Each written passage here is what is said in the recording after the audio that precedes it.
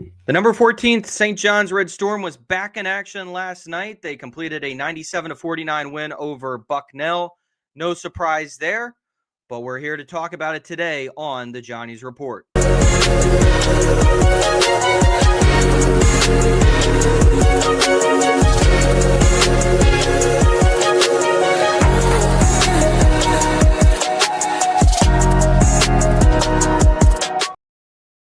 Welcome into another episode of the Johnnies Report. We're looking a little different today as we're welcoming over, you know him from the Roll Blob Podcast. We got Cap on. Thanks, Cap, so much for joining us. Great to be here. Great to join one of the best brands in the Big East. And as a fellow Big East brother and a Patino brother, it is fun to be here with you.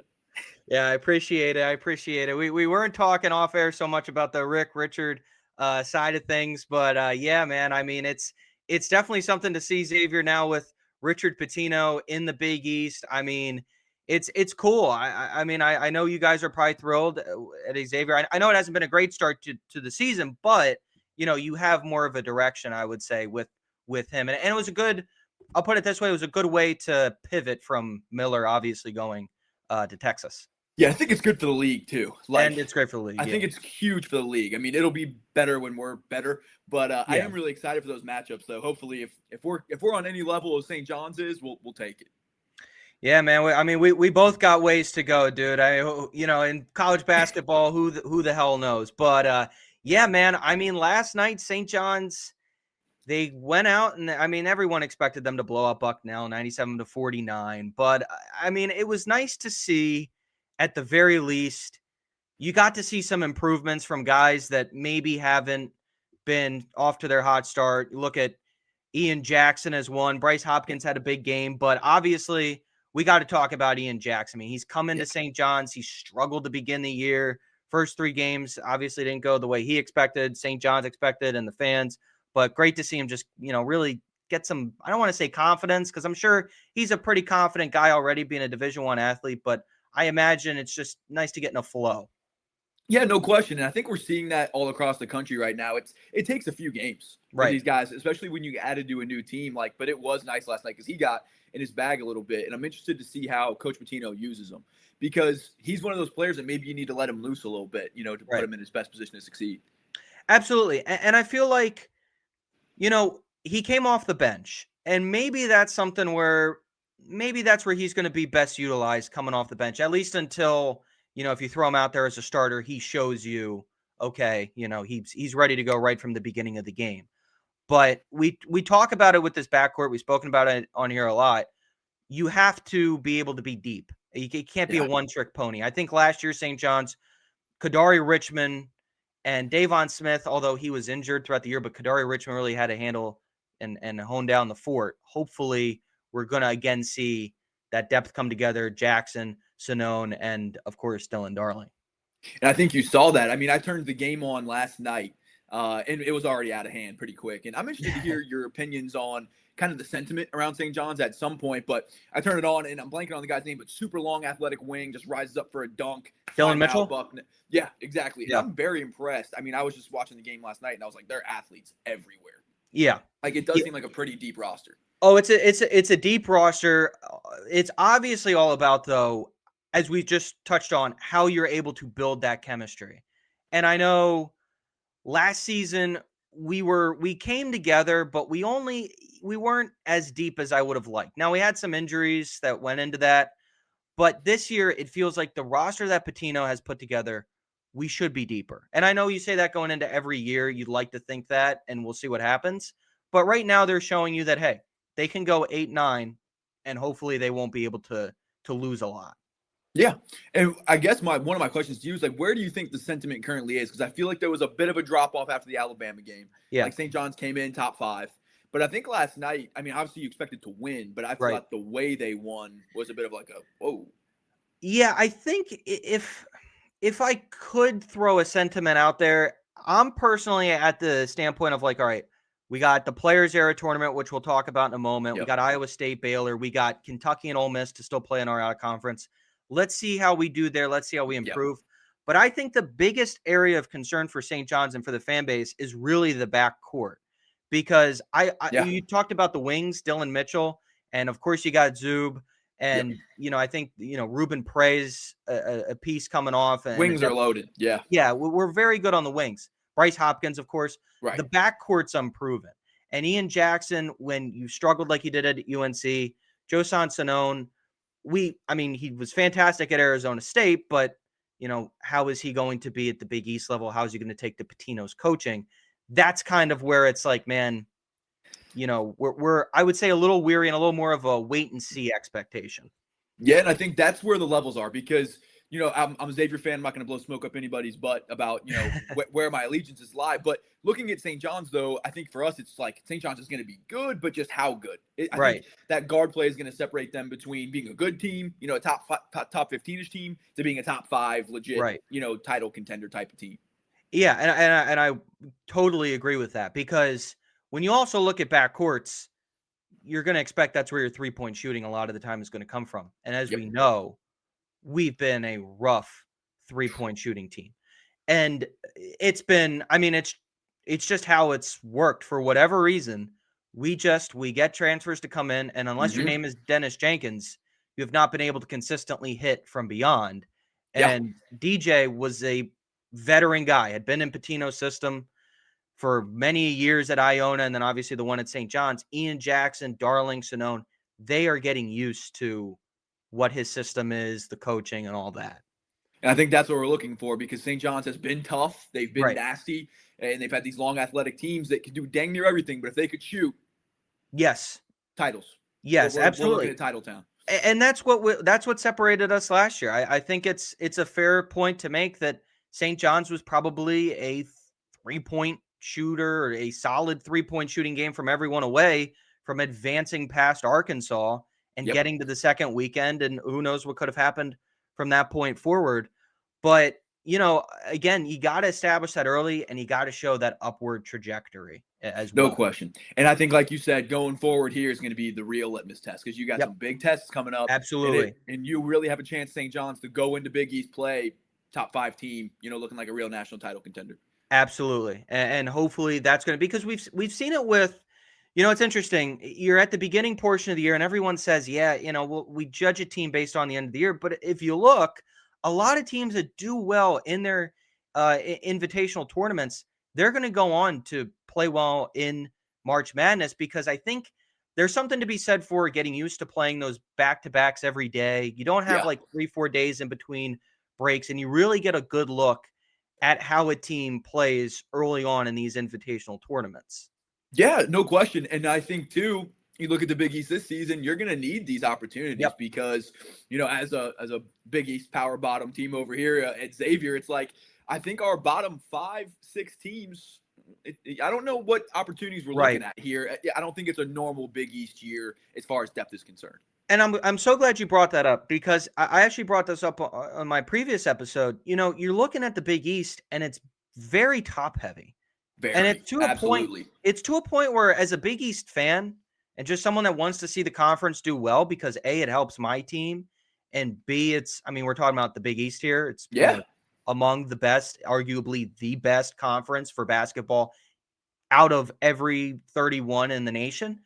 We're talking about a conference here where we have a team in Providence that's supposed to finish top 5, losing to Virginia Tech and Colorado. And we're all just sitting here like, guys, what's going on? Marquette's getting blown off the floor. Creighton hasn't looked well.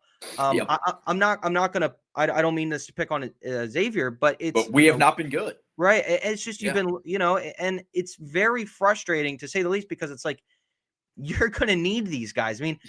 It's not supposed to be a mid-major conference, right? Like, no, you're hitting it on the head, brother. And I think it's a little bit, I think Big East fans are a little bit too strong with the Big East's dead takes, because one of the big bright spots too is Georgetown, because I think between Georgetown, St. John's, UConn, and Creighton, I think you have 4 dancers. I think, but we're going to need that 5 through 11 to be relatively deep. But you're exactly right though, because Kim English at Providence. What are we doing? It's that seat is burning hot. Yeah. And you're right. We need the Seton Halls of the world. We need the Xaviers of the world, who used to be, you look at Providence, Xavier, and St. John's, Providence, Seton Hall, Xavier. Those were 3 really strong brands in the late 2010s. You know what I mean? Yeah. When I was at St. John's, so I was a freshman there in 2019 and graduated in 23. The three you just said, those were right below your Villanovas. Yep. Those were the guys: Villanova, Creighton, and then Providence, Seton Hall, Xavier, Marquette. You could throw in there as well from time to time. But it's interesting how it's like, because I said this last year. We obviously we're the top team, but I was like, man, I can't even really sit here and enjoy, or I shouldn't say I can't sit here and enjoy, but part of me was like, man, it's capping my joy a little bit because I'm looking here at the rest of the Big East. I'm like, guys, what are we doing? Let's go. We need Marquette's bodies. Let's get bodies in here. A mess. It's insane. And again, I think the Big East has been so top dependent. I mean, you look at the early days of the new Big East. Villanova carried it, and we've had UConn carrying it. You're right. The top of the league is carrying it. Without UConn St. John's right now, the league would be looking rough. Yeah, and really, I mean, in terms of the two teams that have the best wins, though, it's hilarious. It's UConn and Georgetown. Yep. And what are we doing here? I mean, I don't mean to, berate Georgetown, but that's great that they've won their games. But I would have expected they're saving us. Yeah, Creighton to have been there, us, but even Marquette's had good games, and they haven't been able to get to the top. Marquette's a mess. We're going to need someone else to cement themselves. I think we have 4 legitimately good teams. I think Georgetown's proved that they're good, in my opinion. I think they look legit. We need a 5th or a 6th to really kind of rise up. But I don't know who that's going to be. No one's an obvious candidate right now. No one's taken the bull and grabbed it by the horns and just been like, hey, let's – because, the thing about Providence is the two teams I mentioned, Virginia Tech, Colorado. Marquette, I know you got blown out, but at least it's Indiana. Colorado and Virginia Tech. Are you kidding me? And Marquette just lost to Dayton at home. Yeah. That was their game where and that's the thing that's been tough for us, like you said, is Providence has had multiple chances to prove it. Marquette's had multiple chances to prove it. Mm-hmm. But outside those top 4, no one's giving you real confidence. No one.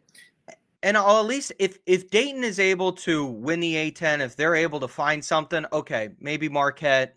Yeah. Bad loss at the beginning of the year. Maybe you improve as the year goes on. But again, Friars, Kim English, what are we doing here? I mean, this was his year. I mean, I feel like this was his year to prove it or not prove it. And I think so far he's not proving it. But, moving back to St. John's here, what are you looking at going forward as we go? What are your big lookouts as we move into these big games coming up? So obviously, as I've mentioned, I'm going to keep saying it. I want to see the improvements of this team. I want to see the offense, though, in our half court. I'd like to see us improve in that area in a big way as we play Iowa State, as we play Baylor. Zuby said it after the Alabama game. He was like, a lot of guys were just standing around watching me dribble. And it's like, and I think to myself, I'm like, man, this sounds like the NBA, or this sounds like, this isn't what you would expect out of a top college program. You guys need to move off ball. What are we doing here? So I'd like to see that. I'd like to see some more ball movement. Us get our motion offense going. Pick and roll option, obviously, because you got to utilize Zuby in the post. Hasn't really had a breakout game yet, I'd say. But I like to see those heavy hitters come through as well. Bryce, Hopkins, Dylan Mitchell, like to see them really show themselves along the wings. Bryce Hopkins, too, because, hey, you've missed the last 2 seasons, and now you have an opportunity here in Vegas to really cement yourself and say, hey, I'm back. It's coming going on his 10th year in the Big East, it seems like. Right. He's just been around forever, but been around the block. This is the time where teams start finding themselves. Yep. I feel like I've been seeing it just watching college basketball. Game 1, game 2, game 3 is rough. I mean, especially when you're turning over so many players and adding so many new pieces like many teams are. This is where you kind of start, building a more sophisticated offense. Yeah. And roles kind of start being defined. So I'm really excited to see what that looks like for St. John's here. And can they start to find roles, start to find some rhythm in their offense? And it's funny because last year, so we played Baylor in the Bahamas. I'm not sure if you remember. It was an overtime game. Banger. Back and forth game. And from that game, because we put up points. I mean, we went toe-to-toe with Baylor. Yep. And it sucked that we lost. Zuby, unfortunately, didn't hit free throws. And VJ Edgecombe hit a couple big shots down the stretch. You kind of tip your cap to Baylor. It was very frustrating at the time. Trust me. Yeah. I'll speak from experience. But at least it was like, hey, we're putting up points. We shot well, pretty well from the outside, if I remember correctly. But from that game on, it just felt like in every big game, our offense just because we ended up losing to Georgia a couple days later after beating Virginia, but beating Virginia was, I think, a quad 2, quad 3 win at the end of the year. So obviously, I'm hoping. We got to be able to go 1-1 against Iowa State and Baylor. I think that's the biggest thing in these things. I know you want to be able to win both, but man, if we can beat one of these guys and be able to, feel good about ourselves at the end of this thing, I like our trajectory. How good are these teams? Well, I will tell you, Iowa State, they are definitely buoyed by two players right now in their backcourt. They're being led by Taman Lipsey. He's averaging 19 points, 5 assists, shooting 58% from the field, 33 from 3-point land. Joshua Jefferson's been their best wing. He averages 19 points, 9 boards. His matchup with Zuby and Bryce, I think, is going to be one to really watch out for. And whoever's on Lipsey, how are they going to stop him? That's going to be a big question mark for me. But Iowa State's ranked 16th. Big 12's tough. I mean, as a college hoops fan yourself, I'm sure you can attest to it's among one of the best in the nation. You've got so much good competition there coming out of it. Yep. And then obviously it's the Baylor Bears and, what they've put together throughout this season is going to be interesting as well as we kind of get into this Baylor team. Yeah, 2 dogfights. Absolutely. 2 dogfights. And as I mentioned about Baylor last year, as big of a stinker that was, it'd be nice for us to be able to, revenge game opportunity. Yep. Absolutely, dude. Yep, revenge tour. But this is one of those opportunities though with these 2 games, and it's very realistic. St. John's could win both. Absolutely. It's very realistic. I mean, you could really come out of this stretch, and it's just interesting to watch how these things unfold. Especially with I watch it with UConn fans. It's you're on top of the world. Yeah. You win the big game, then you barely lose to Arizona, and it's you're setting the world on fire. I'm like, guys, what are we doing here? But St. John's could be on top of the world, after these 2 games. It could be. I mean, because the feeling going into it is it's a wait and see approach. It's all right. We lost to Bama at the Garden. I think that was kind of a letdown for St. John's fans. They were expecting to win. They were expecting to be better defensively. And you very well could have. It came down to a couple plays. It did. It very and 85-84, and then in a blink of an eye, Alabama goes on a crazy run, which I wasn't everyone's expecting. Been since then. I feel like everyone's been bleh about St. John's, but I think is super overrated. I mean, that game came down to 1 or 2 plays. I watched the end of that game. And I was they easily could have won this game. A couple balls bounced a different way. St. John's wins. Yeah, it was the backcourt of Alabama was just unbelievable. I mean, I and then you see them against Purdue, and you're like, damn, they're going toe-to-toe with the top team in the country. Yeah. Then you see them last night against Illinois. Now, Illinois is kind of a seesaw battle with them, I feel like, more often than not. But they seem like a pretty damn good team. And Alabama beat them in a close one on the road. And you're like, wow, I think that loss to Alabama hopefully is not going to I don't think it's going to stick out like a sore thumb. I think Bama's damn good. I'm going to be honest with you. I think Bama's very good. Oh, yeah. And they just play an insane brand of basketball. They do. It's like Godzilla versus King Kong. It's just absolutely crazy. And it's why Pitino also scheduled these SEC teams because as I alluded to last year, you played Georgia, and Georgia was very tough. They were very tough on us defensively. But your other teams were Virginia. They were bad. Baylor, I don't think was up to par with what a lot of people thought. And then the other team we played was New Mexico. And while Richard Pitino that New Mexico team was very good, I don't think it was a great test to the style of basketball and the variety you get from those SEC teams, Big 12 teams. Yeah. That's why Pitino scheduled them. Those will put hairs on your chest real quick playing against Alabama. And I think that's what you were going for, that toughness. But also, as well as I do, St. John's was nowhere near a finished product in that game. So I think it was a really good early season test, but my outlook on St. John's did not change based off of, a 1 or 2 play deciding game against Alabama. No. And what I also think this does for you, again, you got to be able to stack W's here. But as we just alluded to with the conference, this has got to be able to, when you go against these teams, then you start going up against your conference teams. It's okay, we saw the best of the best. Yep. This might come, it could be one of those things where it's man, this might come a little bit easier if you catch my drift here. Yeah, no question. And I think it's just that constant, Cold War against Yep. UConn. I feel like for St. John's, I think St. John's is in that Cold War with UConn of being the top brand in the league. And I think they're every bit as in it as UConn is, at least the way I see it. It's UConn, St. John's, and it's a 1-2 battle. It's a 1-2 battle, and when you look at it, it's both similar styles, what they want to do, what they preach. And I think that's what makes it so compelling.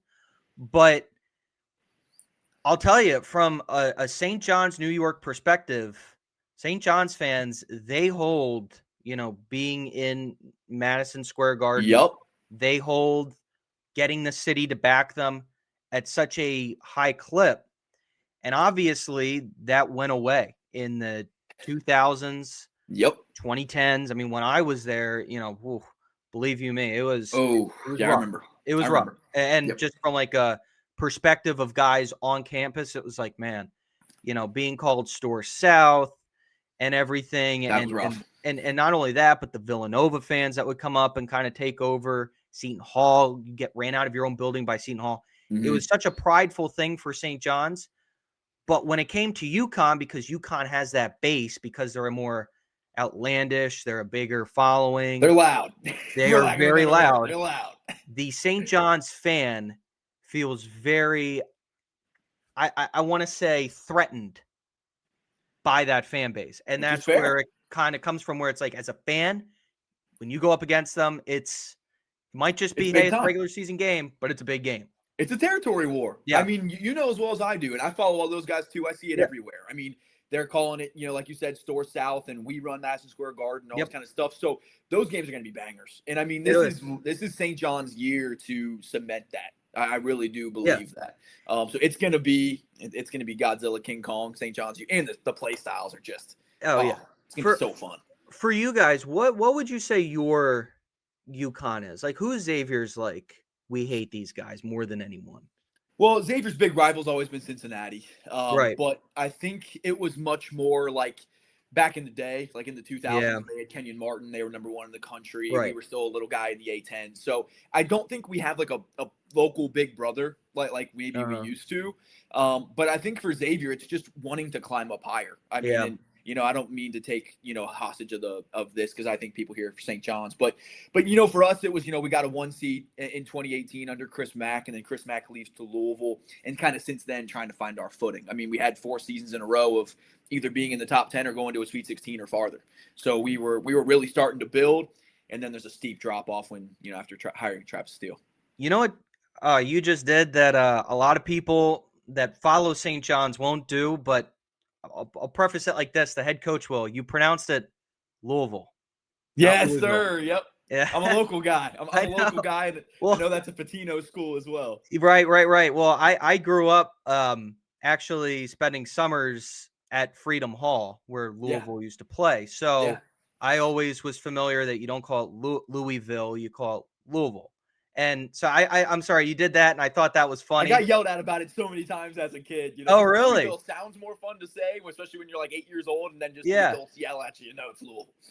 Well, you think about St. Louis, like St. Louis Rams, St. Louis Blues, St. Louis Cardinals. You think of like Louisville or something like that. You don't think Louisville. So it's just a funny twang. And I heard Patino do it, and I was like, when he would talk about Louisville in passing, I'm like, so he was schooled on that when he either went to Kentucky or. It's going to be a fun information exchange for us both. I mean, I live in Cincinnati, Ohio, which is like a 10-hour, 11-hour drive to New York City. So we're definitely – it's funny that we're all in the Big East, and I was talking to a Creighton fan the other day, which could not be any more different than New York. But it is an interesting, like, we say tournament, you guys say tournament. It's definitely going to be I never really picked up on that. I never for a weird reason, I never really picked up on kind of the difference with that one, but that's a good one. That's funny. Your spaghetti, our Skyline chili, it's just it's a different culture, Skyline chili. Well, I think we actually had Coach Patino on our podcast, Richard Patino, and we asked him if he had tried it, and he was like under his breath, like, no, but I told him what I have. He's like, I ain't eating that shit.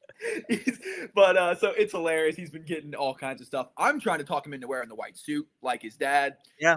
We'll see what we can do. He seems like a quarter zip guy. Love the fact that Coach Patino's still wearing the suits. Does he wear the white suit against UConn? Oh, well, He has to. yeah, I hope he does. Well, when he breaks out the white suit, I don't remember if he did it last year, but it's usually our whiteout game. Yes. And it's like, and personally, I think anytime he's in MSG, it's such a clean look. I love the Godfather look. It's but fantastic. I love that you brought up the suit. I think I love it when coaches wear the suits. It's it's it's the one time. I mean, I know you work every single day, but it's the one time you have to go out in public, look professional. And I'm not trying to get at anyone that wants to wear the quarter zips. I know what's his name that used to coach at Cincinnati really started Huggins. Started with the that whole sweatsuits. Oh my God. Sweatsuits, yeah. Just looking terrible. Like, have some pride, bro. And I think, and I just think it's a cleaner look, and everyone has done that. I mean, the NBA teams, no one wears suits; they wear the quarter zips. You know what I'm wearing right now. I think it has aura to it, man. Especially everyone needs a brand. You know what I mean? Right. And you're being New York's team. You got the Italian roots. I mean, play into it, man. Like that's what we were doing when we got Richard Pitino. We were gonna, have the Garden of Eden. You know what I mean? Like we were gonna have Italian night and Dollar Vino night and all this kind of stuff. And then Richard Pitino comes out. He's like, I don't really do all that. I'm like, all right, yeah.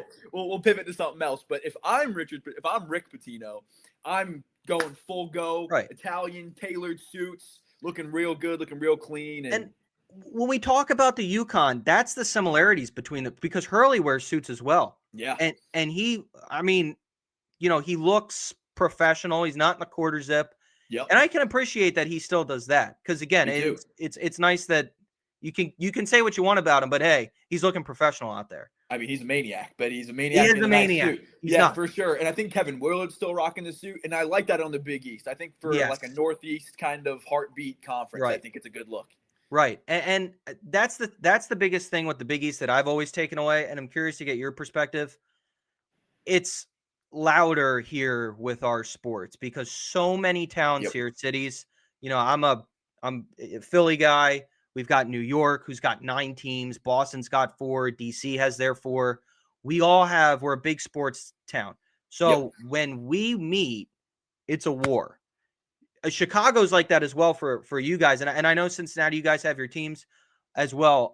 But when we won the Big East last year, I felt a tremendous pride of like, man, we won the East Coast. That's such a huge deal because, to be honest, East Coast fans are assholes. We just are. Yeah. It's just the way it is. It's just the way it is. And I'm sure you have a unique. Well, you guys have Kentucky there. That's they're a little like that. They're insane. Yeah, they're absolutely. I actually lived in Lexington for a couple years, and they're Did you really? Maniacs. Yeah, they're maniacs. Yeah. And I mean, different accent. I'm down there like Coach Cal got to figure it out. All this. I'm just like, oh my God, these guys are nuts. But I love those regional variants. Yes. And that's what makes it fun because when I look at the Big Ten, it was kind of like that where it was like, I guess more of the Big Ten Northeast was like Penn State. Then you had everyone else. And then you bring in the West Coast teams. Like you kind of lose your flavor. I mean, I'm sure you're familiar with the Big Ten commercial with the map. Yeah. I mean, now it's just ridiculous. I mean, it's ridiculous. They make it look like going from UCLA to Penn State's like a jump, skip, and a hop. Get out of here with this malarkey. Yeah. Well, it's funny because it kind of also felt that way a little bit with the old one because you'd have Penn State, then New York City. Come on. And it's funny because it was so obvious why they pulled Rutgers to court favor to get the New York City fans when they threw the Empire State Building statue. It's like no one cares about New York sports. No one cares about Rutgers. Yeah. They're one of those schools that I think of like Northwestern. You know what I mean? Right. I'm like you're still here. Like what? Right. No one cares about Rutgers basketball. Give me a very break. much so. It's ridiculous. And I love the fact. I think it's huge for the league that St. John's is really good again because that was interesting joining the new Big East in 2011. Well, we're going to call it the Big East, not the new Big East. Yeah. But as a Xavier fan growing up, man, I always idolized the Big East. I mean, especially Xavier, who was kind of the little engine that could. That's kind of been our blueprint. We were in the MWC way back in the day and then went up to the A10 and kind of felt that little brother treatment, you know what I mean, from everybody. It's like, oh, they're great for a mid-major. That was kind of our tagline. Little baby Gonzaga was our always thing. And I remember looking at the Big East. I remember watching 6 overtime, Georgetown, Syracuse, and seeing all the great rivalries. We've all seen that stupid documentary, Raking for the Big East. But it's always had the best, toughest brands, the best coaches, the best, toughest brands. The ACC's, awesome. I'm not going to take anything away from it. Top heavy. But I feel like what's great about the Big East is every school takes their basketball seriously. Yes. And I think now we've got like a Big East brotherhood, and you said it just as well as I did. It's like we need each other. You know what I mean? As much as it's kind of like your own little brother, it's like, okay, like I can bully my little brother, but you can't. Yeah. You know what I mean? I bully him because he's mine. You know what I mean? And it's funny from my perspective when I'm like, I grew up not liking Villanova as I've come into the Big East. You know, I couldn't stand Seton Hall, couldn't stand UConn. I started to realize, like, and it really started last year, I was like, okay, with the way college athletics is, with the way it's courting favor to the SEC and Big Ten, we got to get going here. Like, come on, guys. Like, let's grow this thing back up. No, I don't want to say back up, but let's get this more on the national scale with them. And where do you think the Big East is? And, you know, cut me off whenever you want to if we're getting too far off the St. John's beat. But I think it's an important conversation. I think everyone's kind of thinking it in the background. Yeah. Of like, okay, how's the Big East standing? What do you think as far as like conference expansion, where the Big East currently stands in its future? Well, I'm curious for your take on this because, and I think, I mean, we're going off rails as it is. You know, listen, as much as I want to talk about Iowa State and Baylor, we're going to talk so much about that when we recap this thing. But and we beat Bucknell last night. You know, we can talk about I feel like there's only so much we can talk about. There's only so much when you beat up on Bucknell. You know what I mean? Yeah. Honestly, I'm curious how you'd feel about like. So I think Gonzaga would be a huge get. Oh yeah. St. Mary's as well. Yep. Would you be willing to welcome Dayton? I know everyone. That's the one everyone asks for, and I think Xavier fans are going to say hell no, but I think I see it, I just don't know. I like the ACC merger personally. I love the idea too. I mean, and I know people are going to hate me for this one, but I would love to see Syracuse back in the Big East. I would, dude. I would love it. You're preaching to the choir. I will tell you this. So, when I was a student journalist at St. John's, we called St. John's Syracuse Empire Classic, big deal, Barclays Center, Brooklyn, New York. Yep. I went to use the restroom. And I hear these two guys, St. John's fans, to the side talking, and they're going, "We beat the weenie, i.e. Jim Boeheim." Yeah. And I remember standing there, and one of them just goes, after a couple of pauses, he goes, "You know, I miss the weenie, though. Like, I miss him in the Big East." And I was like, he's fun to root against. Would have been nice to see what he, like, because, I mean, I didn't grow up a St. John's fan. I came into it in 2019. Yeah. I'd have loved to have seen more of what the old Big East was, because the big games I remember were the Syracuse Georgetown 6 overtime game. Yep. I remember where I was for that one. Yep. You know, so and I just think the more Big East brands we have, the better. Because I mean, like, you know, it was the same. You saw it with UConn when they got added to the Big East. Every single team had them circled. Every single one was a big game. I know at Xavier was like every time UConn came to town, we're like, Cintas is just packed. You know what I mean? Like, let's go. I mean, they were a blockbuster. Let's be honest. And when it comes to that, because like I have people say, you know, oh, I can't stand UConn. I don't want them in the Big East. That's I'm good. Like, it's fun. This is what makes sports fun. You know, we need that. And I think if we're going to continue to build the Big East on a national scale, because we don't have the football money, and which I think is a double-edged sword. I think that's a negative to some extent. Yep. But priority will always go to basketball here. And I think you're seeing it too. I see it on Twitter all the time. I do feel like there's like a romanticism about the Big East culture that all of us have that no other conference has. Yes. And I agree. Extremely special. Sorry. I will say the SEC is the one that I would say is the closest. Yep. Yeah, I just say that because I listen to the Paul Feinbaum show, and they're nuts. Yeah. They are crazy. They're maniacs. Yep. I thought, like I mentioned, the East Coast fans, because that's their professional teams: Bama, Ole Miss, Auburn, Florida, Georgia. Like and I know Georgia has the Atlanta, but they love the Dogs. For their pride in the SEC, they love it. There's a huge history behind it. I think that's our closest kind of comparison here. Kind of if you want to have a conference to conference, Big East and SEC is kind of on that level, just in terms of, you know, how much pride fans put into it, I'd say. And I think that's huge for every conference to have as its own little heartbeat, its own DNA, because I think that's kind of what killed the Pac-12 is it was like, what's making it the Pac-12 anymore? You know what I mean? And I think I look at the ACC, I'm like, what do you guys have? Like, we have Duke and Carolina. Like, is that's your whole brand? I agree. Like, you have so many teams that are garbage. Like, but I think we have Madison Square Garden. We have this basketball-centric brand. And I think if you keep that DNA, you keep that heartbeat, then you're in a good spot. Absolutely. And that's what, I mean, in the documentary, we all saw it. That's what they were using was MSG. And that's what, I mean, St. John's has used it as well. It's a huge recruiting tool. It's so much massive. bigger. Yeah, it's huge. It'll always have a special energy to it, and I love that we've had like the Gus Johnsons, the Bill Raftery's still around, and I think the Big East still has that draw. But you're right, it's important. Honestly, I think adding UConn was massive. And I think, speaking to this, it's huge to have Georgetown coming up, and that's what huge because you got to get those fans. Like, I'm a Xavier guy, but it's like I'm just gonna be honest with you, it doesn't hit the same when Creighton's good.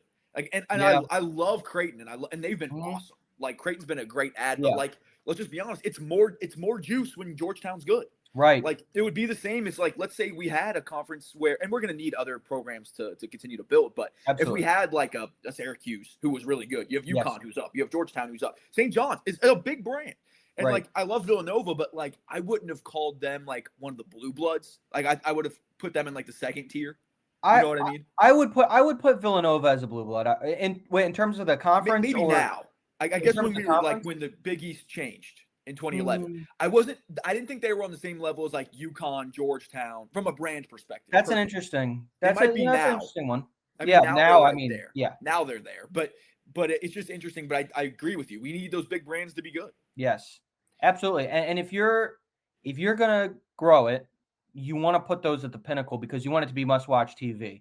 1,000%. Right now, a big thing with UConn and St. John's, every time we play, it's must-see TV. That semifinal game a couple years ago where we lost 95-90, and Dan Hurley's getting into it with the St. John's fan on the sideline, that's great TV. It's amazing. I'm not trying to say it from like a performative perspective, but it's just like people are like, oh my God, Dan Hurley's getting into it with St. John's fan. Like, I didn't know this was a rivalry. This is huge. Like, this is what people want to tune in to watch. And say what you will about Dan Hurley. He's amazing for the conference. Oh, Perfect absolutely. Big East coach. You want to have someone to hate. We need that. Like, that's what the Big East has always had in its DNA is coaches. Right. You know what I mean? John Thompson was kind of a dick to other teams and to other coaches and stuff. Yeah. He was kind of a dick. Like, let's just be honest. And like that Rick Pitino, Dan Hurley matchup is fantastic. Yeah. I mean, and I think it's a territory war for New York. You have two amazing coaches. Yep. Like, it's such good TV. And like, I'm hoping Xavier can get to a point where we have some fire Pitino games. Right. You know, it's great TV. It's going to put butts in seats. It absolutely. And from the perspective of Pitino and Hurley, it could be this era's version, although probably not for the amount of years that Thompson and Boeheim are going at it, but it's like Thompson and Boeheim. It has that same kind of feel. Completely agree, man. And I think you need those blockbusters. And I think it's something the Big East was missing for a while there, you know? It was kind of Nova. It felt like Nova and everybody else. Yeah. You know what I mean? So it's really good. And I think St. John's coming up has been huge. It has been. I would love to see Georgetown continue to climb, but we'll keep it St. John's centric. And I'm excited just to continue to learn. And I've been tapping in a lot more to St. John's. And obviously I'm a Xavier guy at heart, but I'm excited to just – I'm a Big East guy. And we need St. John's to be good. What I think – if you wanted to check out a St. John's, and I did this when I first got to school, there's an interesting documentary. It was the 01 season, so it was after 9/11. And kind of you see some NYPD stuff, FDNY. They were, really supporting everything. Great documentary with Mike Jarvis. I will tell you everything that they showed on campus. I've passed through it 100 times because it's such a small knit community in a big city. You know what I mean? And it's like, if you're at St. John's, you feel prideful because it's working class. A lot of the students there are commuters. They work separate jobs. It's really a blue collar fan base that plays in a white collar esque system, if that makes sense. No, that does make sense. And I really like that. And one of my last questions that I'll have for you, and we can wrap whenever you want to, but like, what's it been? Because St. John's did have a pretty big drought. And I remember growing up, I mean, watching Ron Artest, and there were some really good St. John's teams. I feel like St. John's in the 90s and early 2000s was rolling pretty hard. So what's it been seeing you guys come back to like? So I'll put this into perspective here. I'll give you a funny story. So it was probably 2012 or 2015. We made the tournament. Mind you, growing up, I wasn't a St. John's fan growing up. I grew up, if I had to pick a local school here in Philly, St. Joe's. Okay. On the national stage, I'm going to lose you here, but I rooted for Duke.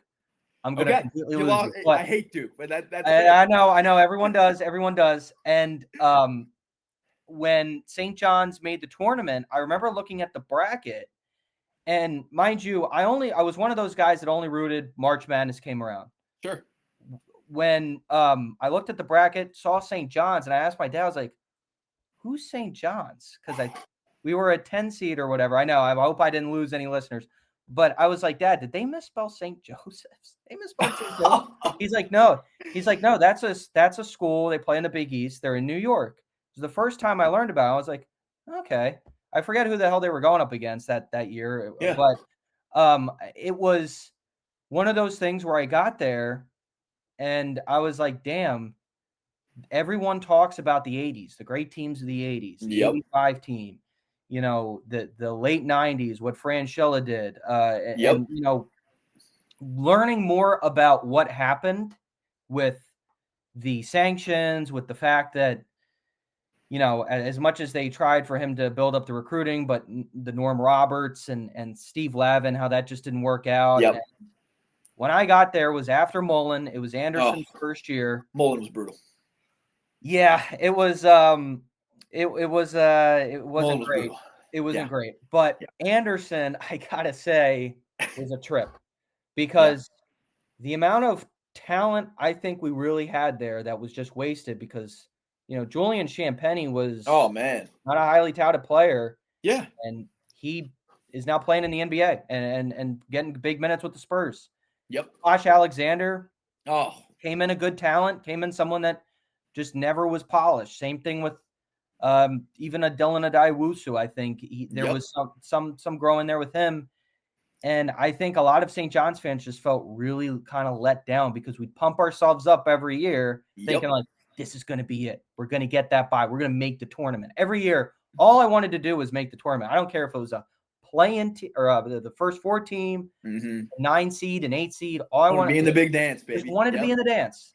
Go cover it, whatever have you. So, and after learning more about the Big East and the culture, I got completely hooked, hook, line, and sinker with the tournament and everything. I was like, man, this is fun.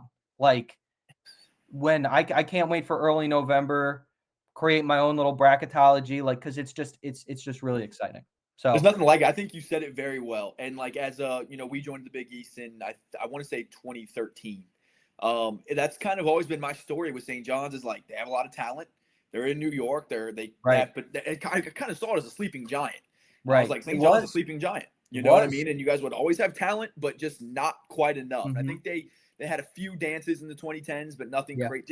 There was middling in that, 6 to 10 range, or more like 5 to 7 range, I would say 5 to 8 maybe. But it's just been really cool seeing them resurge. And I always kind of thought, like, if they can get the right coach and get that thing going, that'd be huge for the league. So it's been really cool, and I'm loving it. And I think this is going to be a fantastic year to just see them go head to head. I think UConn St. John's is going to be worth the hype, man. Absolutely, and it obviously is going to start really increasing this weekend against Iowa State, and I'm hoping. Well, as I mentioned, I was mentioning to you off air. Last time we squared off was in December of 22. We lost 71-60 in Ames. TJ Otzelberger, their head coach, was in his second year. I hope he comes out of this game saying, "Damn, St. John's looks, granted, different players, different coach, but it's very apparent that we look like a completely different team." I think everyone's looking at you guys too, man. Everyone's looking at the Big East right now, especially all of our Big East compatriots right now. We're like, we need some wins. Yeah. We need some big wins, and we need the top dogs right now. And it's like, yes, are we going to root against each other, 2 or 3 times a year? You're dang right. But every other game, we're on the same team, man. We're on the same team. Let's go get some wins. Exactly. Absolutely. So big opportunities ahead. Appreciate you, Cap, for coming on. We're gonna have you on some more throughout the year, man. Thanks so much. I'm pumped to keep talking St. John's basketball, man. Patino brothers, let's go. Absolutely, Patino, absolutely, brother. All right, man. We'll be back on next time. We'll have some more St. John stuff as we, of course, get ready for the Players Era Festival against Iowa State. I'm gonna take St. John's 83. I'll go 83-78. How about you? I love it. I think they're gonna win. I think it's gonna be knockdown, drag out, fast paced, fun to watch. Yeah, I'll take 80-78 too. 87. All right. I think super close. Awesome. But I think we're gonna start seeing some improvement though from the Johnnies. Though I'm excited. Absolutely. Keep climbing. Thanks for having me, man. I appreciate it. Thank you so much for coming on.